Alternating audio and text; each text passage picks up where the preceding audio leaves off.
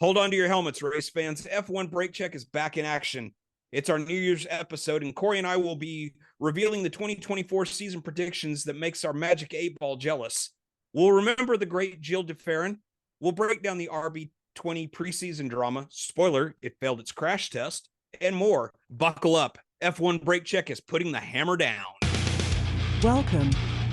You are listening to F1 Brake Check, the epic podcast for all things Formula One, where we discuss technology, history, news, and perspective.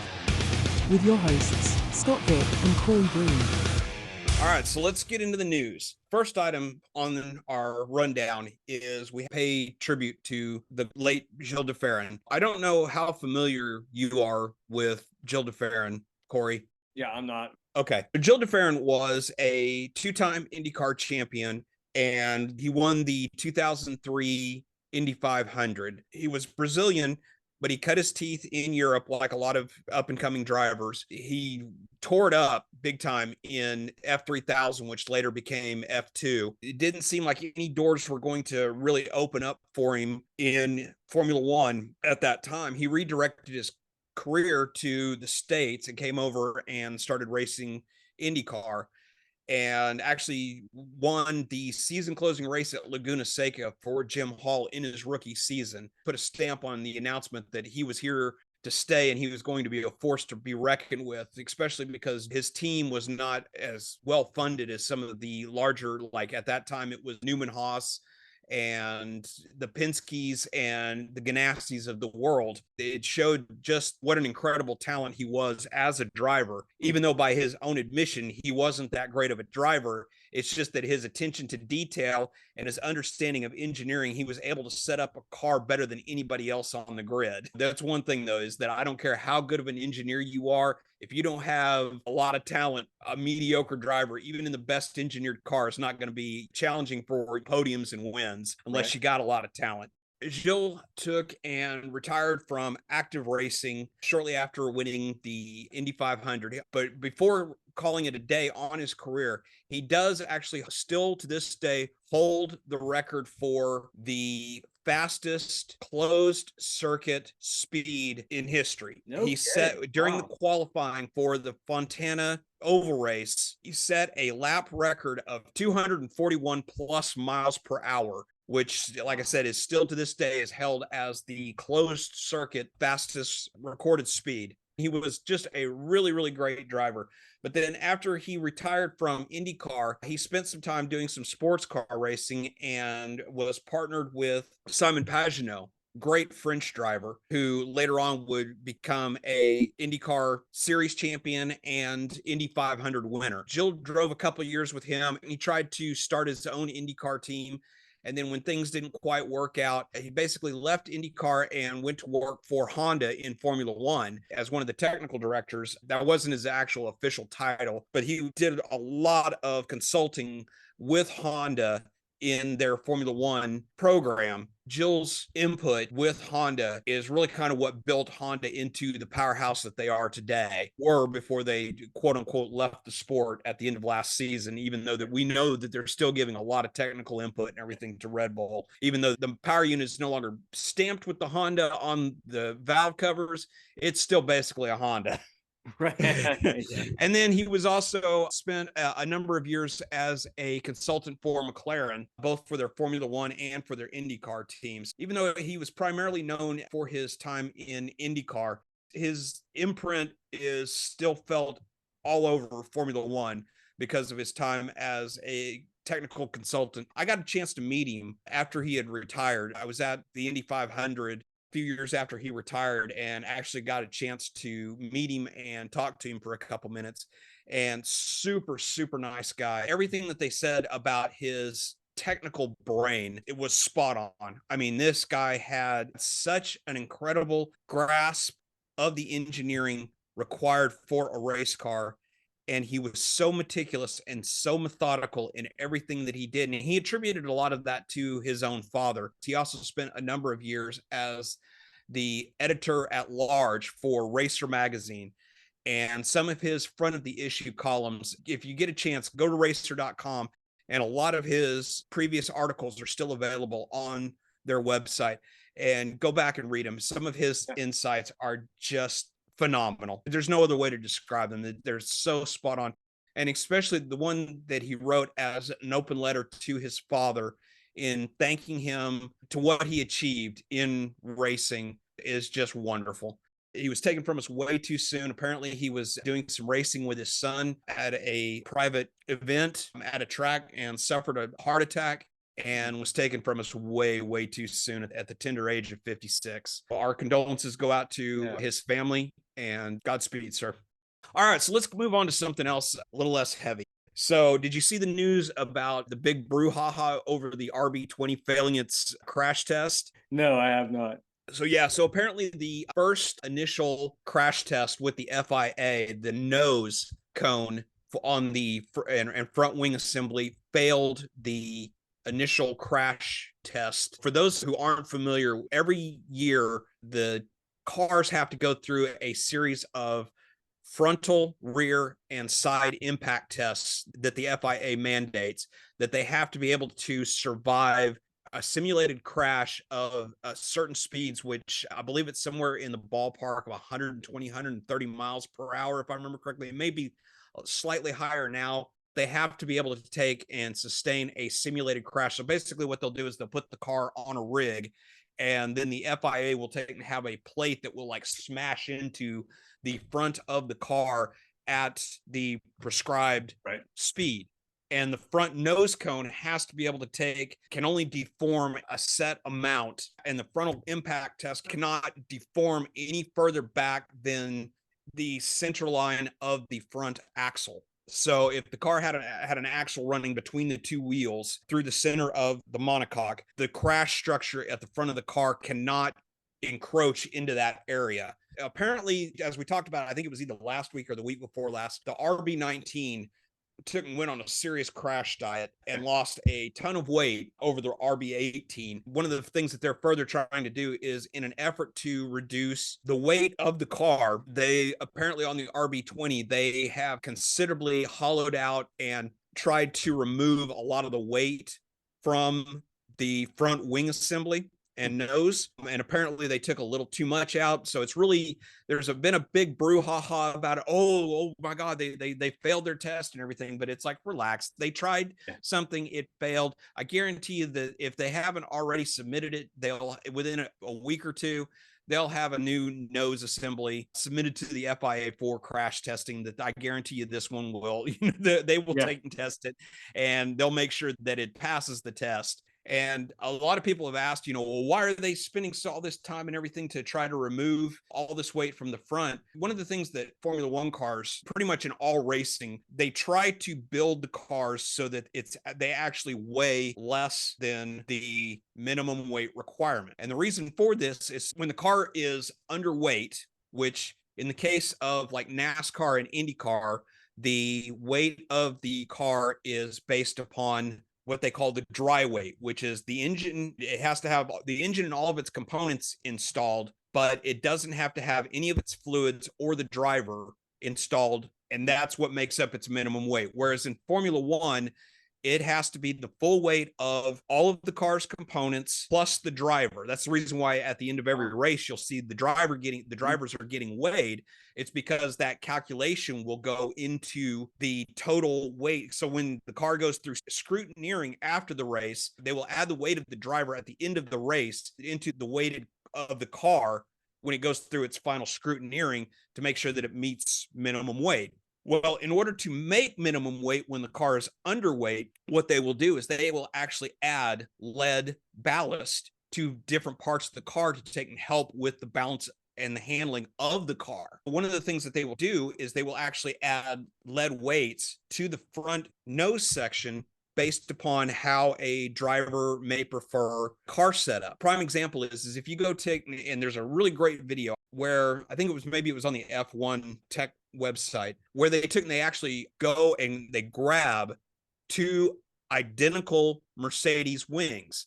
They grab one of the wings for George Russell's car, and it's like super, super lightweight. George doesn't like a lot of weight on the front of the cars because that load, when it's braking, that upsets the way that he likes the handling of the car. Whereas Lewis likes a really heavy front end. So you pick up Lewis's nose, which is exactly the same, but it's because it's loaded up with a lot more lead weights in there and everything for the ballast. It's considerably heavier. Yeah. And so this is the reason why the teams are trying to make the initial components as light as possible, but the components have to survive the crash testing without any of the ballast or anything installed inside of the component during the crash testing. During the crash testing, none of the ballast will be put inside of the nose. They'll do the crash test, but then when it comes race time, that's when the teams, in order to make the minimum weight and everything, in order to shift the balance of the car around, everything will start adding the lead ballasts into the front nose cones, into the back of the car, into the side pods. In order to try to get the center of gravity as low as possible, they will move the ballast around on the floor of the car. It's much ado about nothing. The fact that it didn't survive the initial crash test is they're just trying to make the component as light as possible, sure, with as little material as possible to still survive the crash, but leave them more room to be able to take and shift the ballast around to get it exactly where they want it to be based upon the driver's preferences. So it's a lot to do about nothing. As typical, right? Yes. As we've talked about a number of times before, both here on the podcast and just in our own one-on-one conversations, unlike other series like IndyCar and NASCAR and things like that, especially in the case of like IndyCar, where all the teams are running basically a spec chassis. The chassis rules are so tightly controlled by the governing bodies, not a lot of room for interpretation. Whereas in Formula One, the rules are written in order to encourage innovation and everything. They're written somewhat vague so that it allows the teams to take and do all of these kind of experimentation and innovations and things like that. It's a constant cat and mouse game between the team's engineering staff and the FIA rule makers and everything, and being able to take things through. Okay, what's the minimum amount of carbon fiber and structural integrity we can put in the front of the thing that it will still survive the crash testing, but at the same time give us the maximum amount of room to be able to take and play around with weight transfer and things like that. So yeah, that's awesome. I didn't realize all that went into it. Oh yeah, like in IndyCar and in NASCAR and other racing series, the cars almost always are under the minimum weight requirement, so that it does give the teams the ability to add the ballast to various parts of the car in order to manage the center of gravity and things like that to maximize the setup for the drivers. All right, so shall we move on? Yeah, to Ferrari, the movie review. Yeah. We both have seen this movie. Yes. So we both got to see the Ferrari movie over the holiday. Corey, what were your first impressions about Ferrari? Yeah, I really enjoyed it. I like Adam Driver just in general. I think he's a great actor. Not so much in Star Wars, but that wasn't his fault. So anyway, we won't bring up that horror story. But yeah, I thought it was a great movie in that it showed the life of Ferrari, Enzo Ferrari. It showed a little bit of the racing, but it didn't really focus in on... It wasn't a racing movie about a guy. It was about a guy who also did racing. The distinction there is you got to know him more as a person versus him as just concentrating on racing or cars or what have you. Now, they did have parts of that, right? So they did go through parts of racing, talk about his financial woes and everything like that, and things that he was contemplating on. And it skirts different areas of his life, but it gives you a really good overall picture of where he was, what he was doing. Yeah, overall, I really enjoyed the movie. It was well acted. Penelope Cruz, I mean, good Lord, you can't say enough good about her. It was just a great movie. Really enjoyed it. I'm right there with you. I totally agree. I agree with you in the fact that I'm familiar with the source material. Because the movie was based upon the book written by Brock Yates called Enzo Ferrari, The Man and the Machine. It was published January 1st, 1992. I bought the book and read it when it first published, and it's considered by many, myself included, to be the definitive biography of Enzo Ferrari. First of all, for those of you who aren't familiar with the late Brock Yates, he was a longtime editor for Car and Driver but he was also the creator of the Gumball Rally, which is what the Cannonball Run movies was loosely based upon. He was a consultant. I believe he was actually one of the screenwriters on the Cannonball Run movies. He was a very well regarded and respected automotive journalist. And he wrote what really is considered by many, like I said, myself included, as the definitive biography on Enzo Ferrari. And the book went in depth into Enzo and what a complicated man he truly was, which a lot of great men in history all have very complicated personalities. He was a well-known philanderer. So, and it did go into that. And like you said, Penelope Cruz did a absolutely phenomenal job portraying Enzo's wife. And I liked that it was very much more centered around the personality of Enzo and the complications of his life at that time in motor racing. The racing was more of a backdrop for the story. Yeah. And exactly which right. I That's a good way loved. to say I it. thought, and they did, I think, a phenomenal job with the racing scenes. I love the fact that they did a very good job of accurately portraying the racing in this movie. Michael Mann's been trying to get this movie made for 20 plus years. Ever since Brock Yates released the book, and he has vehemently held on to that, I have to get it right with this movie. And he had a vision and he stuck to that vision.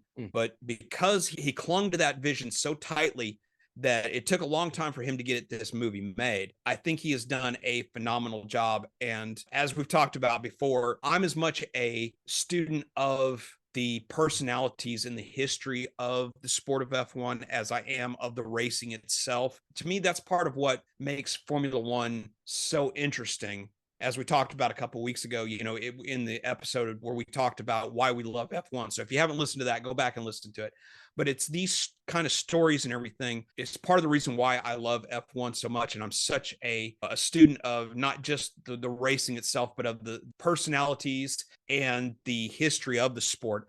And I think that this has done a phenomenal job of really going in depth into the personality of Ford and the events that led up to what we saw, like in the movie Ford v Ferrari, and his financial troubles and how Fiat had come to his rescue, but how Ferrari was smart enough. He talked to Ford, got an offer from Ford, then went to Fiat and said, already knowing that they were going to give him money, but he was actually able to get them to give him more money to make sure that he was covered by saying, hey, Ford has offered me this much. And Fiat said, we got your back.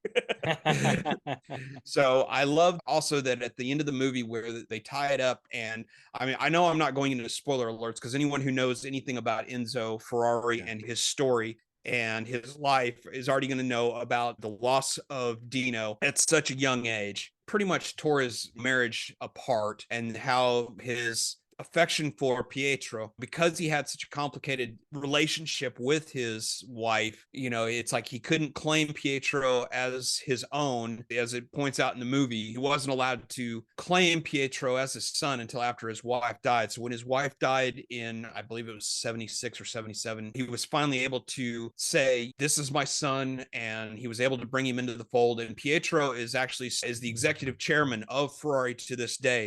So all in all, I think it was a great movie. I think it was a very compelling story. And I think that they did all the things right in portraying all of these people, and making sure that their stories got told, and they got told with a level of respect that a lot of times you don't see in these type of movies. Oh, those are really fair points. It's so easy, especially with a person like Enzo, to make him much bigger than life or denigrate him for some of the things, some of the choices. It's really easy to do that, and they did not. Really held true to the spirit of who he was. I think that's probably one of the main reasons why I enjoyed it so much. Without a doubt. All right, on to Max's being denied. Yeah, so I can't even read. Did you hear about this? No.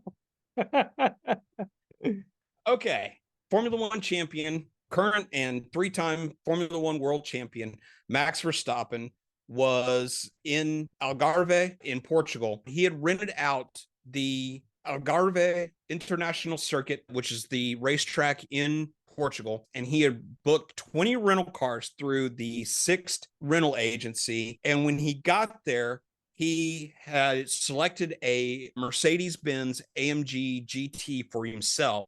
But because he is under 30 years old, they would not let him drive the car. Oh, that is enjoyable. Because Max Verstappen is only 26, and their rules, because of the power of the car, he was not allowed to drive the car. No, that's funny. And had to settle for a BMW 5 Series because the AMG GT has a top speed of 190 miles an hour.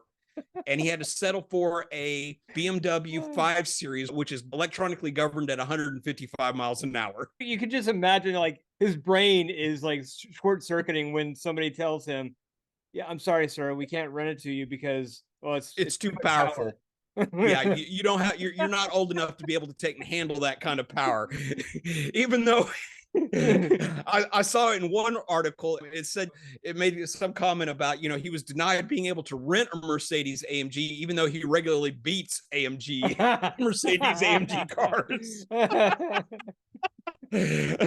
Photos getting after him anyway, even in the off season. He had reserved 20 cars for him and friends and family and things like that so that they could spend. He had rented out the track for 2 days so that they could go out there and run around and have some fun. Word of this got back to the management at Sixth Rent-A-Car, and they said, hey, our employees were doing their job and everything. And Max wasn't angry or anything. He wasn't upset. I think some of the people in his party were more upset for him than he actually was. And to their credit, they said that, hey, these guys were just following the rules are the rules, and they weren't going to relax them at that time because mostly because they probably just didn't have the authorization. Yeah. But a spokesman for Sixth Rent-A-Car came back out and said, hey, we're sorry that Mr. Verstappen wasn't provided the car that he requested, but yes, there are special rules that can take and that justify a deviation from this rule. Whenever Mr. Verstappen wants to rent another car, he can rent any car he wants from us,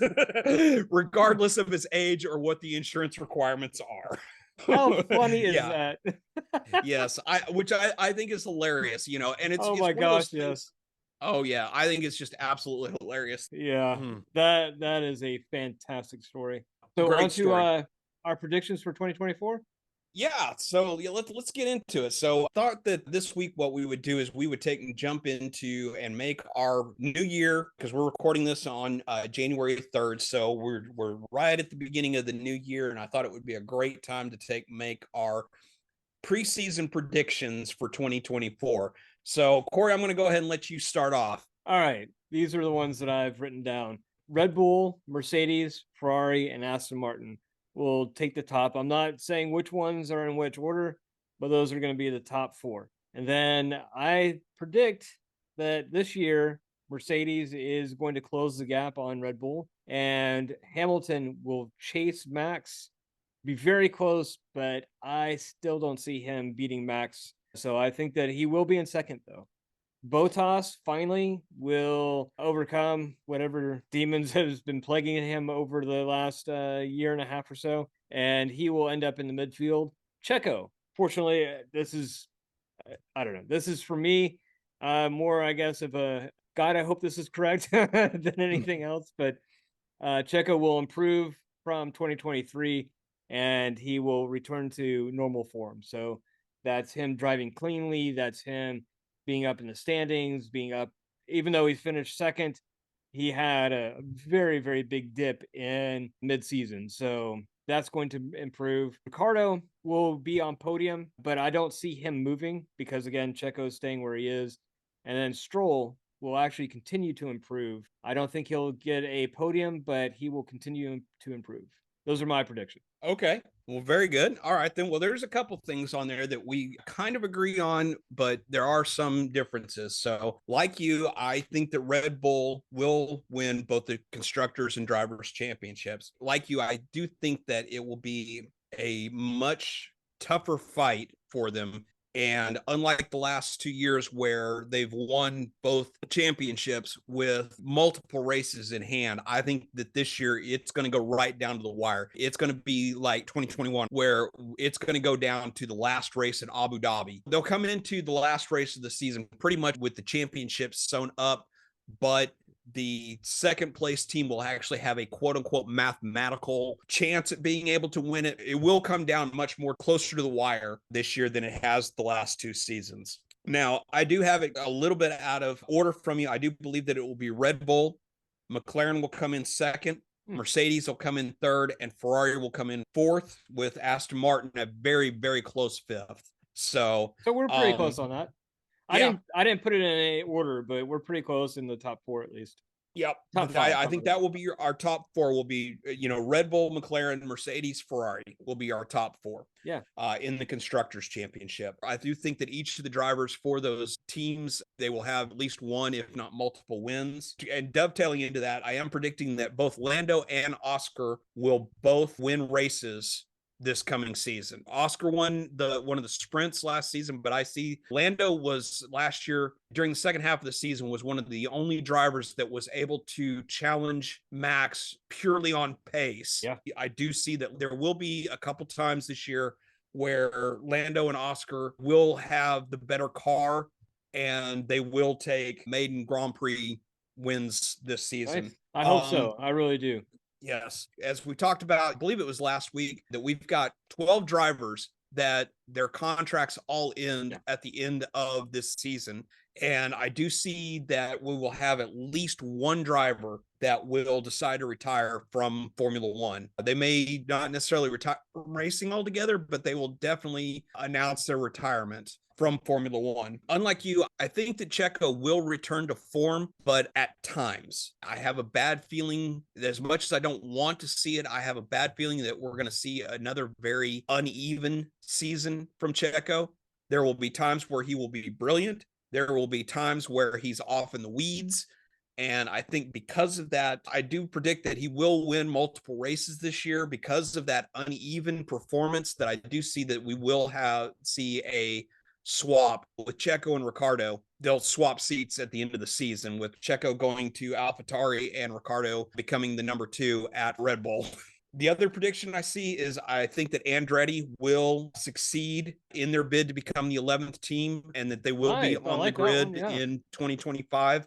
There was a news article I saw today. If Andretti is granted the right to become the 11th team in Formula One, Cadillac has said that they will be a power unit supplier. But the problem is the ramp up that they'll need to do for the development. They wouldn't not be able to supply a power unit for the 2025 season. They would be looking to supply power units in 2026 when the rules for the power units change. And so apparently Andretti previously been in talks with Renault with the possibility of using Renault power units until the Cadillac.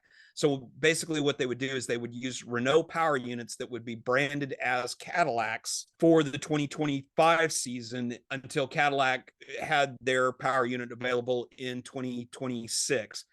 And kind of reading between the lines of the fact that, that they had been in talks, that Andretti had been in talks with Renault, and that they had kind of a verbal deal in place, but that verbal deal has expired.